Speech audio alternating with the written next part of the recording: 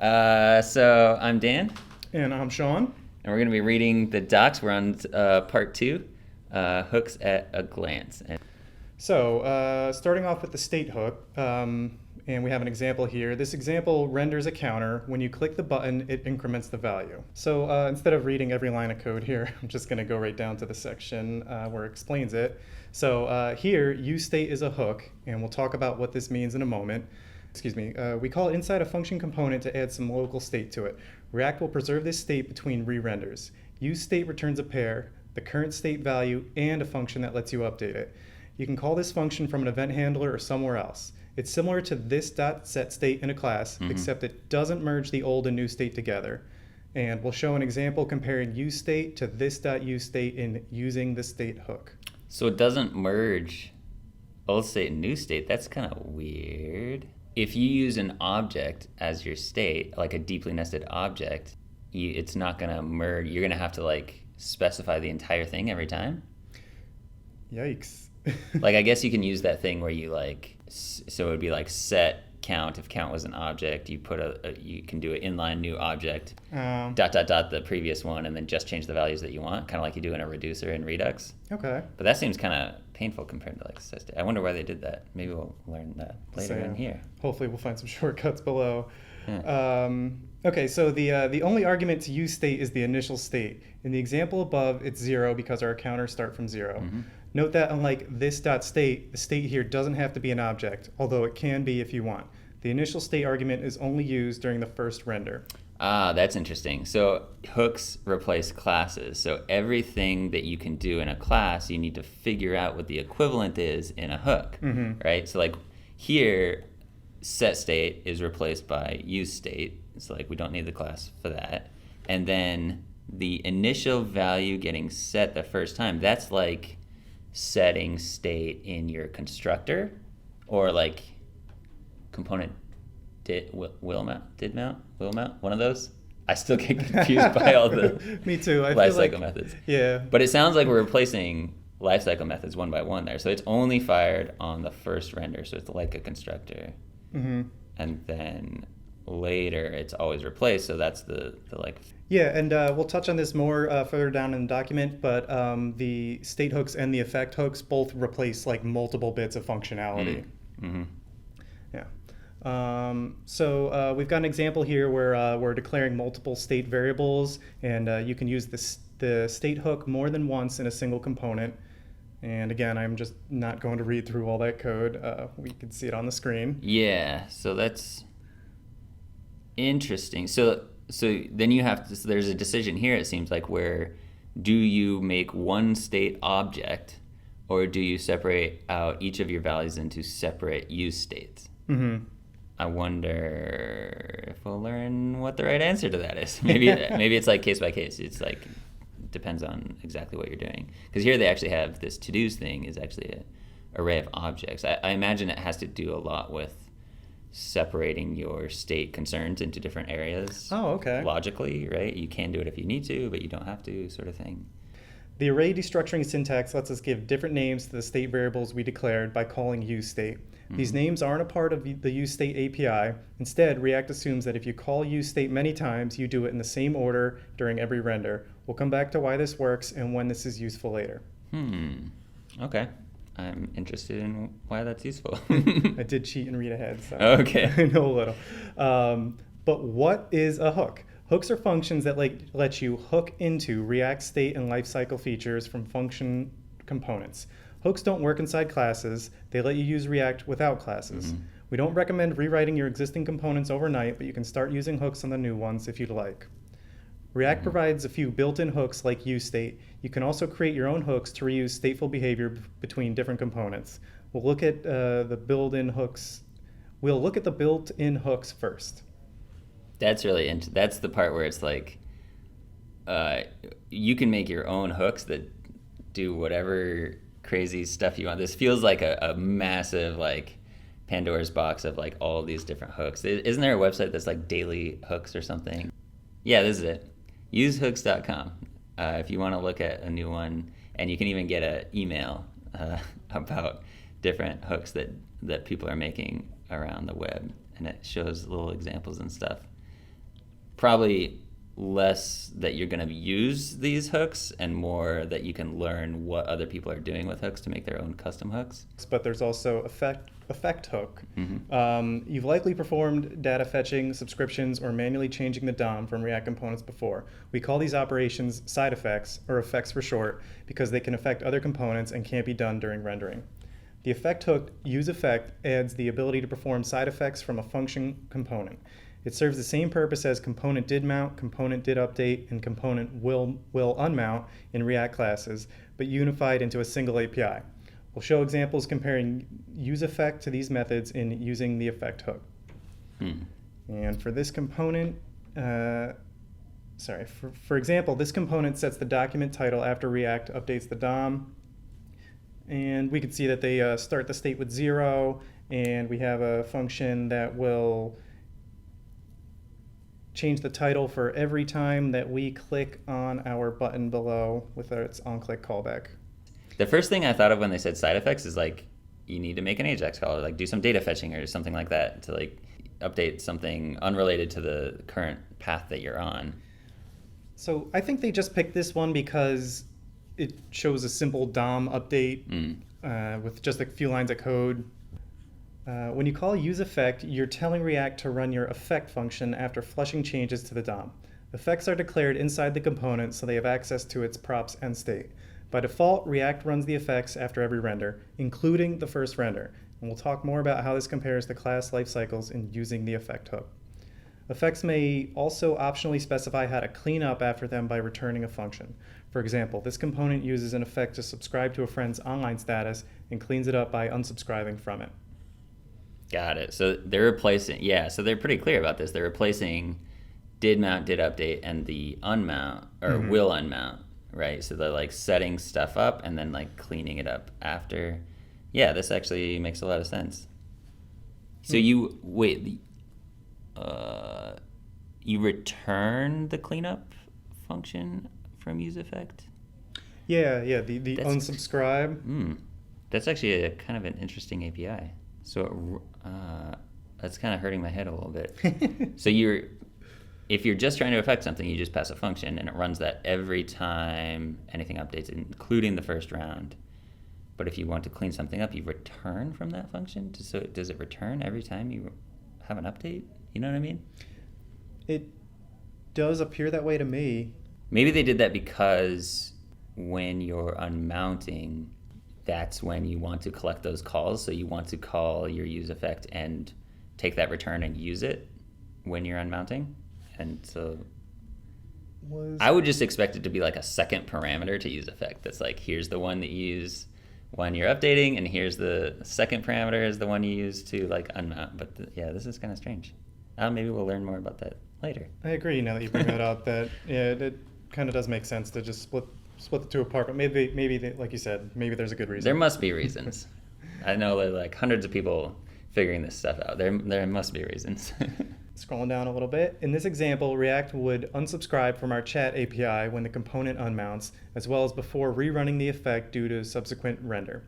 If you want, there's a way to tell React to skip resubscribing if the props.friend.id we passed the chat API didn't change. Just like with useState, you can use more than a single effect in a component. So here we've got states and effects mixed together.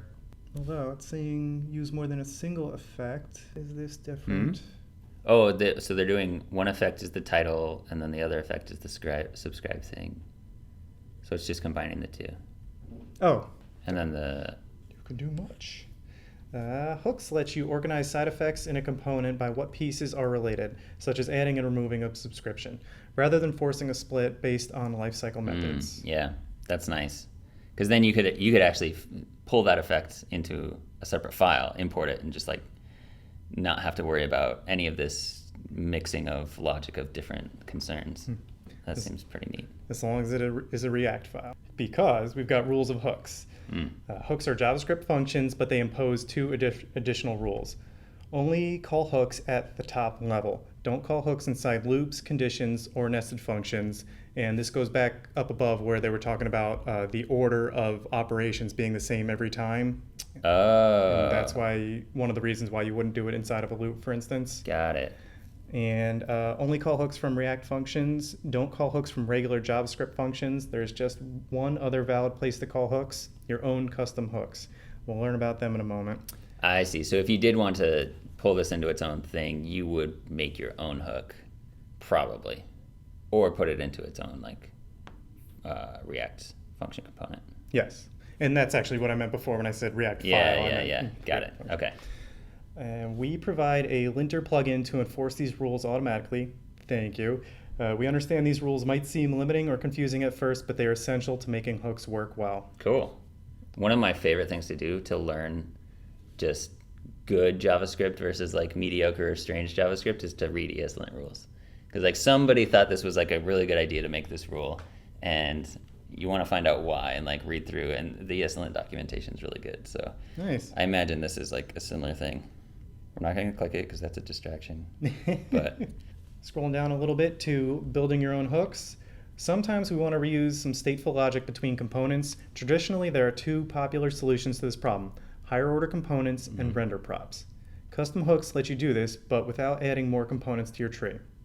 Earlier on this page, we introduced a friend status component that calls the useState and useEffect hooks to subscribe to a friend's online status. Let's say we also want to reuse this subscription logic in another component. First, we'll extract this logic into a custom hook called useFriendStatus, which we can see right here. Oh, so this is a custom hook. Interesting. Yes. So this is the first time we've seen a custom hook. So the custom hook is just a function that just has some stuff and it returns. How is this different than just a function? That is a great question. Well, let's see. Is it just because it uses hook? That's what I'm wondering too, because it doesn't. To use a hook, you are a hook? Well, let's see here. I wonder if hooks, custom hooks, have to have no, I don't know. This one's just returning a bool. Yeah.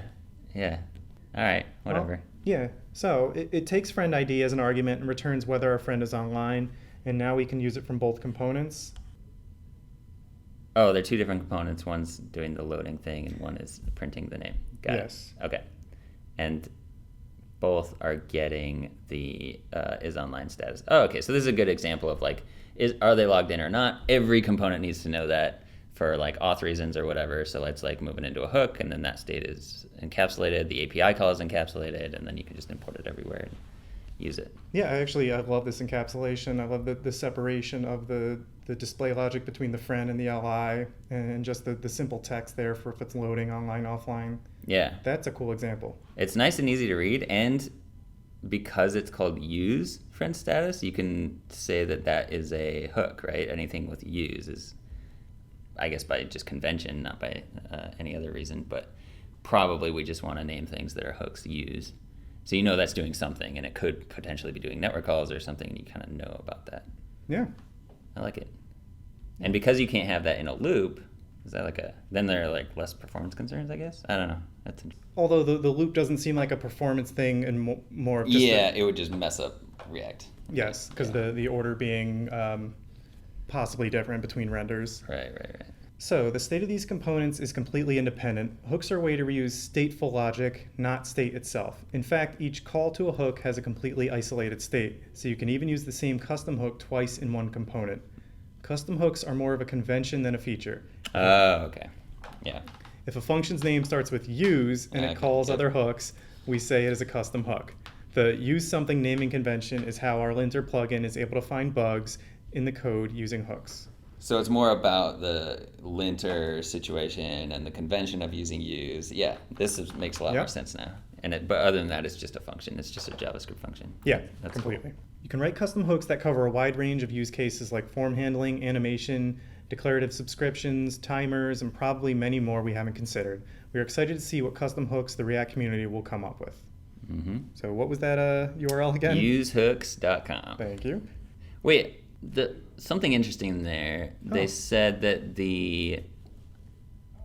you can use the same custom hook twice in the same thing. They did say that, yes. And it has its own date. I guess that makes sense because no, that doesn't make sense because you're importing the same function.